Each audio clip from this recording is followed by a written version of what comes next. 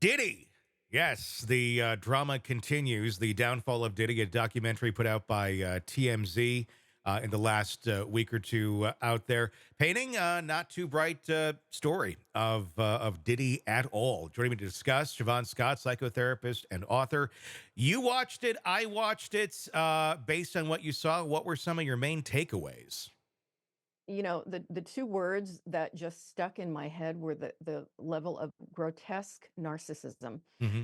That is just really shocking, and how wealthy. I hadn't paid a lot of attention to him historically, Sure. but how incredibly wealthy this guy is, and the lifestyle and the power and the people that attached to him and the people that he was manipulating and exploiting and using, and just kind of a sex crazed predator. Hmm. It really was quite surprising to me when I paid closer attention to the lifestyle of this person.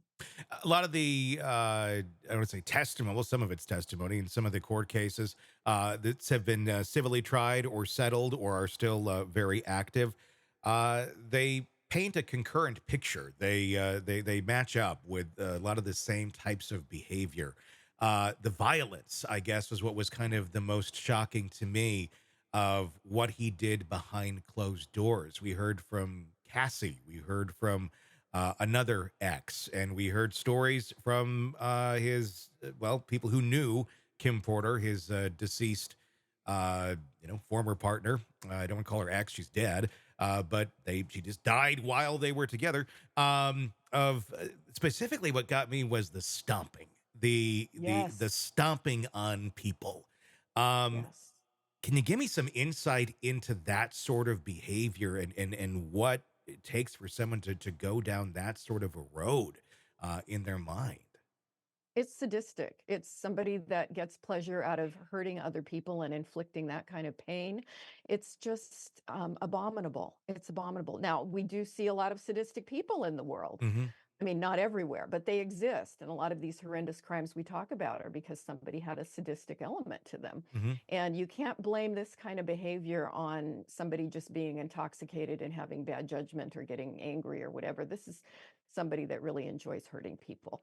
Yeah, I And mean that it. doesn't develop late in life. That No, starts very young. So it's really aberrant and troubling. it's a pattern of behavior, without a doubt, that we see here. And it makes it even more disturbing. We've seen now not a lot from Diddy since all this has come out. But there has been some video of him and his mom hanging out. Like it's kind of like that's all that's left to be hanging out with at his house. That's got to be an interesting conversation to be a fly on the wall there. What's your thoughts on Yeah. what that relationship might be like if she's still standing by her son, despite all these other women saying, he did this horrible stuff to me?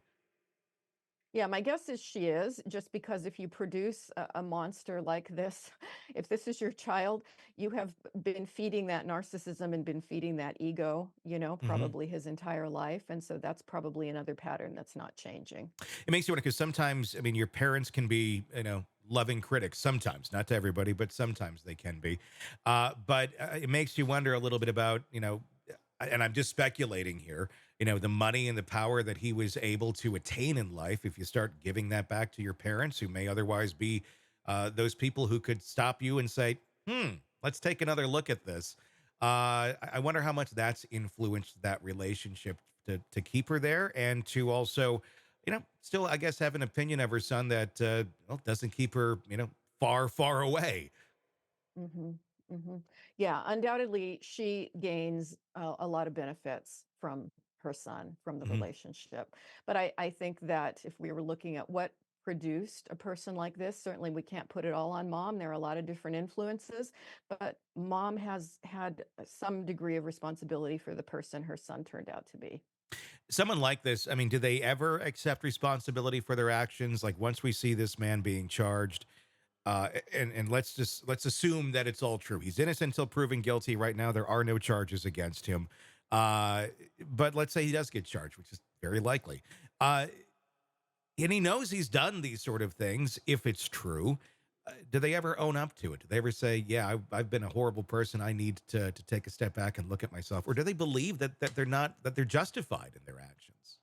Yeah, I think with this degree of narcissism and psychopathy and sadism, all these other awful qualities that you get in a person with this level of violence that's sustained over decades, yeah, this is so ingrained in their personality. You're probably not ever going to see somebody become humble and say, I really screwed my life up Yeah. here. Is it possible? Anything's possible, but is it likely? No.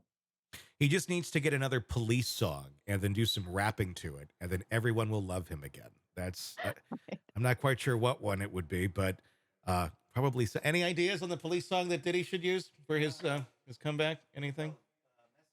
Message in a bottle. Sending out an SOS. There we go. That's what we're going to see him. The little rap, a little dance on stage, and then everyone will forgive and forget or not.